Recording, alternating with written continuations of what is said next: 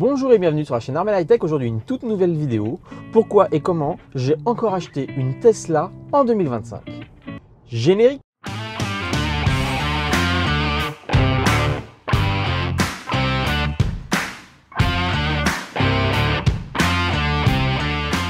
Bonjour et bienvenue sur la chaîne Armel High Tech. Aujourd'hui une toute nouvelle vidéo. Je vous accueille à bord de ma toute nouvelle Tesla. C'est déjà ma troisième. Vous pourrez voir ici et là les vidéos de présentation de mes deux premiers véhicules et notamment aussi comment j'avais pu acheter ces véhicules. En 2021 pour la première, une Tesla Model 3 SR Plus Standard Range, une Tesla Model Y version standard, donc Standard Range, batterie LFP 60 kWh en janvier 2023. Et là, cette année, le 4 mars 2025, j'ai pris possession de ma toute nouvelle Tesla. Suite à cette vidéo où j'ai fait l'essai du Juniper, je vous avais fait un petit teasing en disant que j'avais commandé ma Tesla. Vous avez été beaucoup à penser que j'avais commandé un modèle Y Juniper. Et ben non, je vous dévoile tout de suite. Voici les images de mon véhicule prises à Lorient sur la base de sous-marin. C'est une Tesla modèle Y version 2024, donc ce n'est pas le dernier modèle, on est sur la première génération de modèle Y. Par contre, ce qui change en dehors de la peinture, Cherry Red, que mes enfants m'ont conseillé, et j'ai fait un petit craquage pour cette peinture, et vous êtes plusieurs à me dire à la trouver vraiment superbe, alors que cette peinture est depuis arrêtée sur les nouvelles versions à l'usine de Berlin. Donc je suis parmi les derniers modèles avec cette peinture Cherry Red. C'est une version grande autonomie propulsion donné pour 600 km d'autonomie WLTP. Alors, pourquoi ce choix? Pourquoi je ne suis pas parti sur le Juniper? Je vous le disais un petit peu en présentation lors de la version d'essai du Juniper. Le Juniper est vraiment très beau, hein, un vrai restylage. Moi, je le trouve d'un point de vue esthétique intérieur-extérieur beaucoup plus moderne et plus adapté aux besoins actuels, sans forcément mettre un très gros coup de vieux aux générations actuelles et donc sur ce modèle que j'ai récupéré, où je trouve que le style extérieur pour l'instant vieillit bien. Et je pense que c'était une des volontés des designers Tesla à l'époque, hein, quand ils ont créé les premiers modèles 3 et modèle Y, c'est faire un modèle qui vieillisse assez bien, pas quelque chose de trop clivant, etc. Du Juniper par rapport au modèle Y première génération, c'est le confort qui a été vraiment très retravaillé en termes d'insonorisation, en termes de confort de suspension, parce que c'est vrai que mon modèle est très ferme, hein. J'avais pu le tester notamment lorsque la version performance était sortie de cette première génération, et le performance était presque plus confortable que le modèle grande autonomie. Et ouais, une insonorisation qui est vraiment plus importante. Bon, après des équipements supplémentaires, un écran à l'arrière, mais je suis tout seul 99% du temps dans ma voiture. Donc l'écran arrière, il n'a pas beaucoup d'utilité. Et souvent, on est à 2, voire à 3. Il n'y a vraiment que lors de très grands trajets, c'est-à-dire 1 ou 2 fois par an en famille, où peut-être cet écran est utilisé. Donc franchement, moi, peu d'utilité. Voilà, je dirais. Après, la motorisation des sièges arrière, c'est toujours un plus. La réorganisation du sous-coffre. Après, on est vraiment dans des petits détails. La vidange d'eau dans le sous-coffre avant, etc. Ce sont toujours des plus, mais on est dans le petit détail. Tiens, voilà. Petit bruit que j'ai sur mon véhicule, que vous n'avez pas forcément tous sur vos modèles Tesla. Vous venez de l'entendre. Je vais vous le faire ressonner. C'est l'alerte de dépassement de vitesse qui est obligatoire depuis certains modèles commercialisés après 2023, et donc ma génération d'avant y était concernée, cette génération est concernée. Mais par exemple la Tesla Model 3 que mon abonné Laura, dont vous avez pu voir la vidéo qui est sortie récemment, a testé, elle était de juin de mémoire ou de mai 2023 et n'a pas été dans l'obligation de cette évolution sur l'alerte sonore de survitesse. Donc voilà, on peut cliquer dessus ici et elle ne m'embêtera pas. C'est très pratique par rapport à d'autres modèles que j'ai pu tester. Donc Armel, voilà, j'ai pas trouvé que l'évolution du Juniper était si pertinente, malgré le fait que la tarification reste collé à la tarification de cette première génération.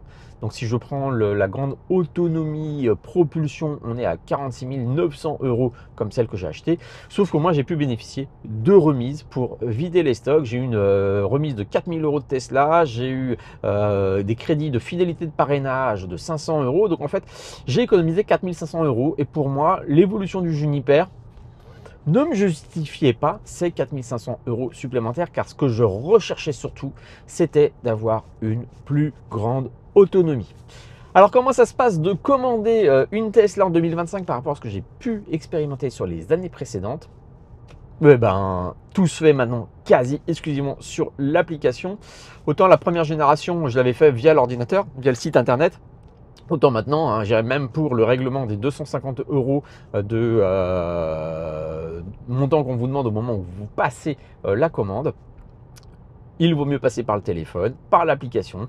C'est vraiment très efficace. Et ce que j'ai découvert aussi, parce que c'est la première fois que je l'expérimente, vous savez que mon véhicule précédent avait été accidenté, que j'avais fait des offres pour voir s'il était encore vendable et à quel prix. J'avais fait une vidéo dédiée là-dessus, je vous la mets ici en lien. Et Tesla m'a fait une offre de reprise très intéressante, très pertinente. Et en fait, tout se fait dans l'application. Donc, vous allez passer votre commande, vous allez sélectionner votre modèle. Ensuite, je vous mets un petit peu les vidéos là. Une fois que votre commande est validée, vous avez toutes les opérations de préparation à l'immatriculation. Donc, renseignez vos coordonnées, etc. Tous les éléments où vous allez pouvoir aussi y mettre votre certificat d'assurance, votre mémo d'assurance dès que vous aurez eu la carte grise, enfin l'immatriculation de certificat provisoire pour pouvoir assurer et récupérer le véhicule.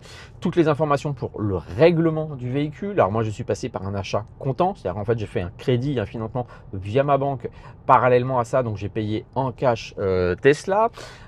Et dans les différentes étapes que vous allez avoir, notamment l'offre de reprise. Et là, tout se fait dans l'application. On vous pose plusieurs questions sur le véhicule, on vous demande de faire des photos du véhicule, etc.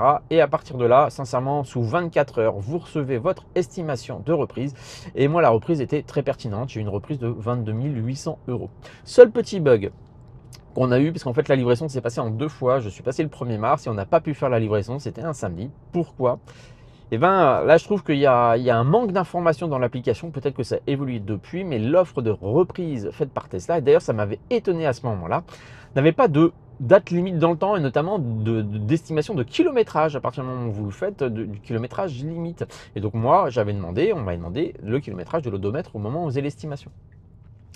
Et en fait, entre le moment où j'ai fait l'estimation, fin janvier, début février, et le moment où j'ai réceptionné, on a le droit qu'à 2000 km d'écart. Sauf que quand moi je me suis présenté le 1er mars, il y avait 6000 km d'écart. Et donc, obligation de refaire une simulation, de refaire une validation parce que informatiquement ça bloquait au moment de la livraison chez Tesla. Forcément, on est un samedi. Et c'est logique, les services financiers ne travaillent pas, etc. Donc on a été obligé de décaler la livraison. Je suis revenu le mardi suivant, le 4 mars. Et entre-temps, le lundi, tout a été mouliné, etc. Et Tesla, en fait, a réussi à me revalider. Et ils ont même fait un geste commercial parce qu'ils auraient pu ne pas le faire. Ils m'ont revalidé l'offre de reprise au même montant que j'avais estimé malgré le kilométrage supplémentaire. Et comment ça se passe? En fait, c'est la première fois que je fais ça. Au moment où vous allez réceptionner votre voiture, vous arrivez, vous garez sur le parking. Voilà, j'arrive à l'accueil Tesla. Je vais éteindre la caméra et puis on va aller remplir les papiers et faire les formalités. Visiteur, client, votre Tesla, vous vous présentez à l'accueil, on vous demande la carte grise, quelques renseignements, etc. Et en fait, ce qui m'a surpris, et je sais qu'un ami a eu la même expérience chez Aramit, ils vont même pas revérifier la voiture. Et je m'étais bien embêté à la faire super propre, super nickel, etc. Un peu en mode oulala, faut pas qu'il me tique et compagnie. Et là, ils vont même pas voir la voiture. Ils vous disent ok, voilà les clés de votre future Tesla. Vous pouvez aller la chercher. Merci, au revoir.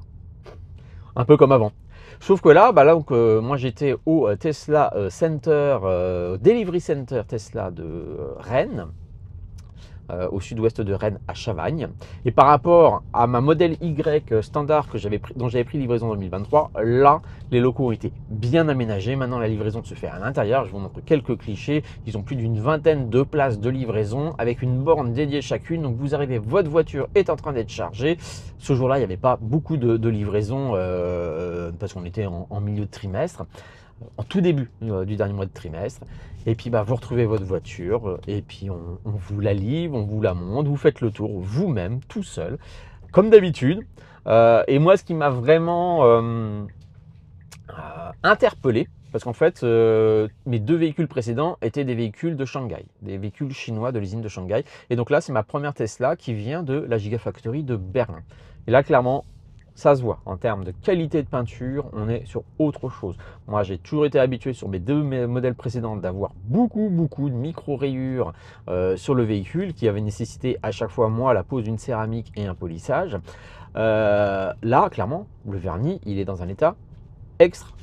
Aucun défaut noté sur ma modèle Y en 2023, j'avais pu constater des petites traces de colle, etc., qui avaient été corrigées tout de suite par le préparateur. Là, franchement, j'ai vraiment rien à redire. La voiture était dans un parfait état, bien préparée, etc. Seule différence aussi, c'est que maintenant, le chargeur mobile n'est plus compris dans la voiture. Donc moi, je ne l'ai pas repris parce que j'en ai déjà un chez moi que j'avais acheté en plus pour pouvoir charger ma voiture dans mon garage et l'utiliser un petit peu en mode borne. Donc j'avais pas besoin de l'utiliser en plus. Voilà. Et donc voilà comment ça se passe en 2025. Tout se passe dans l'application. Et quand vous arrivez, et aussi avec votre application, vous validez sur la tablette tactile de la personne. Et ça, c'est assez génial par rapport à moi où j'avais dû faire les opérations de façon manuelle quand j'avais vendu ma SR3. Je vous mettrai la vidéo ici. De particulier à particulier où vous devez céder votre véhicule et donc le transférer sur l'application. Là, c'est automatique. À partir du moment où j'ai dit OK, on a pris livraison, j'ai signé, j'ai validé sur la tablette tactile du conseiller Tesla et là, automatiquement, mon ancienne modèle Y a disparu de mon application. La nouvelle qui était déjà présente sur mon application pour toutes les opérations d'achat était validée. Mais simple comme bonjour, c'est quand même assez impressionnant. Les conditions d'accueil se sont bien améliorées au centre Tesla de Chavagne à Rennes. On est très bien accueillis, les locaux sont vraiment cossus, un peu comme un centre Tesla, machine à café, etc. Donc franchement, c'est l'expérience. Il y a un vrai up par rapport à ce que j'ai pu vivre à Nantes en 2021, à passer au tout début de la mise en place de ce centre de livraison à Chavagne plutôt, au début de ce centre de livraison en 2023. Et là, franchement, l'expérience est très intéressante. En fait, quand on arrive, il y a plein de Tesla à l'extérieur, mais en fait, ce sont toutes les Tesla qui sont en attente de préparation et tous les véhicules qui sont préparés sont vraiment à l'abri. Donc voilà. Alors, pourquoi mon choix ? Comme je vous l'ai spécifié, ce que je cherchais surtout, c'était une plus grande autonomie pour mon véhicule. Au niveau de mon activité professionnelle, vous savez que je suis un très gros rouleur, je fais maintenant plus de 75 000 km par an en moyenne. Et surtout, mon rayon d'action, c'est plus allongé. Je vais de mon secteur de suivi, ça va de la Pointe Finistère jusqu'au Mans. Je vais descendre jusque dans le 44 en Loire-Atlantique, dans la Manche et beaucoup quand même 29, 56, 35. Et c'est pas rare que je fasse des trajets dans ma journée à minimum 280 km, mais voire même plus, 350, 400 km. Et avec ma version standard, j'avais un rayon d'action en fait de 360 bornes. J'avais une consommation moyenne sur les 120 000 km au moment où je l'ai vendu de 16,3 kWh au 100 km, ce qui me donnait un rayon d'action avec la batterie qui était descendue avec sa dégradation à 58 kWh. 360 km, et c'était donc fréquent que je doive réfléchir dans ma journée à des appoints de recharge, soit sur des superchargeurs, soit sur des chargeurs sur mon lieu de travail, etc., sur des prises renforcées, compagnie. J'avais pas une souplesse de tranquillité. Et donc je me suis dit, allez, je passe à la grande autonomie propulsion, 600 km annoncé, ça va me donner un vrai up. Et là, ouais, non mais clairement, parce que en fait tout le reste n'a pas changé à part la couleur, donc je retrouve mon environnement, mais alors là clairement en termes d'autonomie c'est même plus que ce que je ne m'y attendais. Et ce que je ne m'y attendais pas spécialement, c'est surtout la consommation. Alors sur ma Tesla Model 3 Standard Range Plus, j'avais une consommation moyenne de 13,6 kWh au 100 km après 110 000 km quand je l'ai vendu. Mon modèle Y, version standard, batterie 60 kWh, c'était une 555 kWh sur ma Standard Range Plus, donc 13,6 de consommation, 55 kWh, ça me donnait une autonomie autour des 400 km. J'avais perdu d'autonomie avec mon modèle Y, hein, donc j'étais sur une consommation de 16,3, une batterie 58 kWh après la dégradation de 3-4%, et en fait j'avais un rayon d'action de 360-370 km en moyenne. Ici, ça fait déjà un mois que j'ai le véhicule. Un mois. Je suis à 8900 km. Donc, je pense que... Ah non, un mois et demi, parce qu'aujourd'hui on est le 16 avril, allez, un peu plus d'un mois. Parce que j'ai pris les livraisons le 4 mars. Je suis déjà à 8909 km. J'ai une consommation moyenne de 14,76 kWh au 100 km. La consommation est bien en dessous de mon modèle Y propulsion précédent. Ce qui me donne pour les 78 kWh de batterie, parce que je suis sur la version grande autonomie en nickel, manganèse, cobalt, sur une batterie chargée à 100%, eh ben, ça me donne presque 530 km d'autonomie. Et là, c'est un vrai gap. 530 par rapport à 360, je peux faire une journée tranquille, je peux me faire des très grosses journées sans avoir à recharger, sauf quand j'arrive chez moi à la maison, et là c'est une vraie souplesse de fonctionnement. Alors comment est-ce que je peux expliquer cette baisse de consommation? Alors déjà, la voiture est légèrement plus légère que ma Standard M+, parce que les batteries nickel manganèse cobalt ont une meilleure densité énergétique, donc la batterie est moins lourde que la lithium fer phosphate de ma voiture précédente.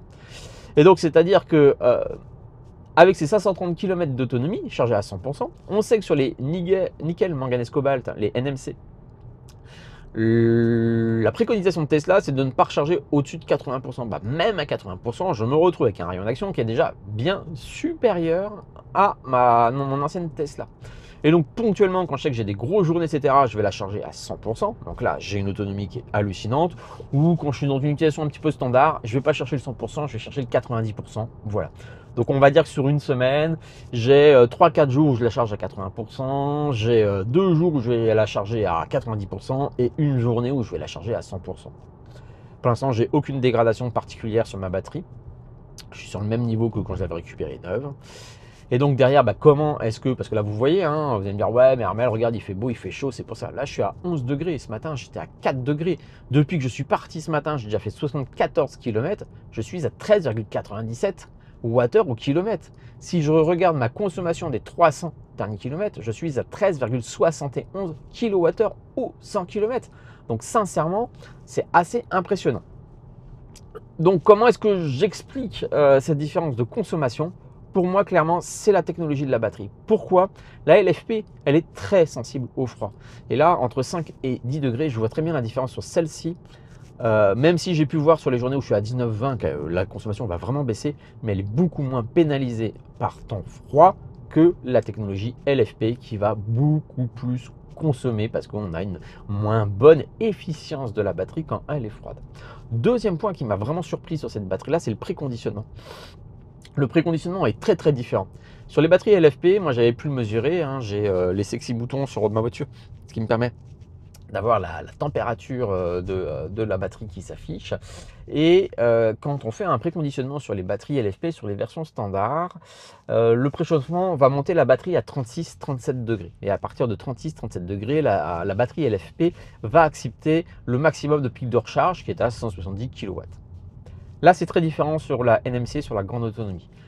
Le préchauffage va aller chercher une température beaucoup plus élevée. On va monter à au-dessus de 46 degrés de température de préchauffage parce qu'on a un pic de puissance qui est demandé, qui est possible à 250 kW. Pour l'instant, je n'ai pas encore vu. Hein. J'ai fait mes meilleurs pics, je crois que c'est 230-236 kW de puissance. Donc là, c'est une vraie différence. Et là, on le voit, dès qu'on a un préconditionnement, on a une consommation forcément qui explose. Et c'est aussi, je pense, une des différences avec ma LFP. C'est comme j'avais un rayon d'action qui est moindre, j'avais donc besoin de me surcharger plus régulièrement. Qui dit supercharge dit préconditionnement, qui dit préconditionnement dit surconsommation. Je vous montre cette vidéo que j'avais pu faire pour estimer la différence de consommation avec un préconditionnement ou pas, et puis l'impact financier. Et donc forcément, quand on est amené à supercharger plus régulièrement, on va préconditionner la voiture, elle va consommer plus. Et donc je pense que sur notre consommation moyenne, ça a un vrai impact. Pour moi, les vraies différences de consommation là-dessus. Ce qui fait que là, j'ai un rayon d'action qui est dingue. Là, je vous emmène avec moi, je pars en visite. Il me reste une quarantaine de kilomètres pour le faire. J'ai déjà fait 75 kilomètres. Allez, je pense qu'aujourd'hui, ça va être une journée à 210 kilomètres. Voilà, sauf si j'ai d'autres urgences qui tombent dans l'après-midi. Voilà, donc je vais encore me faire facilement plus de 200 km dans ma journée. Donc voilà, voilà pourquoi j'ai décidé de changer de voiture. Voilà pourquoi je n'ai pas décidé de prendre la Juniper ce coup-ci. Et donc pourquoi Tesla, Armel? Pourquoi Tesla? En plus, je ne vais pas rentrer dans le débat, mais on sait que avec les élections américaines, l'investissement d'Elon Musk, enfin voilà, il y a plein de débats, de problématiques sur le CEO de Tesla. Et pourquoi je suis parti sur une Tesla? Je suis désolé, mais j'ai aujourd'hui aucune voiture qui a ce niveau de consommation sur des versions de grande autonomie. C'est-à-dire qu'aujourd'hui, pour pouvoir me faire 530 km réels, la concurrence va nous proposer des batteries de 90 à 100 kWh, des consommations qui sont bien au-dessus, même si j'avais pu tester l'ID7 de chez Volkswagen, je vous remettrai la vidéo ici, et franchement qui était une très belle surprise, mais là, 14,76, je suis à 14,76, ma consommation est encore en train de baisser. Voilà, aujourd'hui, et puis en environnement technologique, là vous voyez, ma voiture est en train de faire une mise à jour, j'ai déjà eu 2 mises à jour depuis, on a des nouvelles fonctionnalités qui vont arriver non-stop, on a une évolution du hardware qui fait que clairement aujourd'hui je trouve que en termes de rapport qualité-prix, surtout, donc là j'ai pris la peinture chérie, mais si j'étais parti sur le blanc qui était en version gratuite, la voiture je l'aurais payé 40 990 € pour 530 km d'autonomie réelle, pour un véhicule d'une dimension plus que généreuse, pour un volume intérieur. Aucune voiture n'a un volume intérieur comme une Tesla. J'ai mon coffre à l'avant, j'ai mon sous-coffre à l'arrière. La voiture est immense, voilà, on a un confort, on a une finition, notamment sur la version Juniper. À 40 990 €, j'ai une bagnole qui a un rayon d'action de 530 km. Alors sur autoroute, j'ai pu mesurer, je suis plutôt autour des, un petit peu comme l'ancienne, des 20-21 kWh au 100 km sur autoroute à 130. Sur national, je vais plutôt être autour des 160 à 170, donc 16 et 17 kWh au 100 km. Et alors là, sur départemental, ce que je suis en train de faire, alors c'est son lieu de prédilection où là, la voiture est clairement prévue et faite pour ça. J'ai des consommations sur départemental qui sont très souvent en dessous des 14 kWh, voire même en dessous des 13 kWh au 100 km. Et là, les 600 km WLTP, je les fais très facile. Voilà pourquoi je suis reparti sur une Tesla. J'ai vendu ma précédente 120 000 km, très bonne expérience de reprise Tesla. Certes, j'aurais pu la vendre plus cher, je pense, si je l'avais vendue moi-même. Mais c'est toujours une organisation à faire et en professionnel, c'est un vrai confort. Ouais, c'était une très bonne expérience, ma reprise de ma Tesla. Et puis, vous saviez qu'elle était accidentée, donc je préférais la vendre à un professionnel, 22 800 €. Je pense que j'aurais pu la vendre si elle n'avait pas été accidentée autour des 27-28 000 €. Donc forcément, j'ai perdu de l'argent sur ce véhicule à cause de l'accident. Mais voilà, c'est des choses qui arrivent dans la vie et on doit faire avec. Voilà, écoutez, j'espère que cette vidéo aura été intéressante. Je vais vous proposer régulièrement des vidéos road trip, un peu plus, parce que j'ai récupéré de l'équipement qui me permet de le refaire de façon plus facile. Merci d'avoir regardé cette vidéo et à très bientôt sur la chaîne Armel High Tech.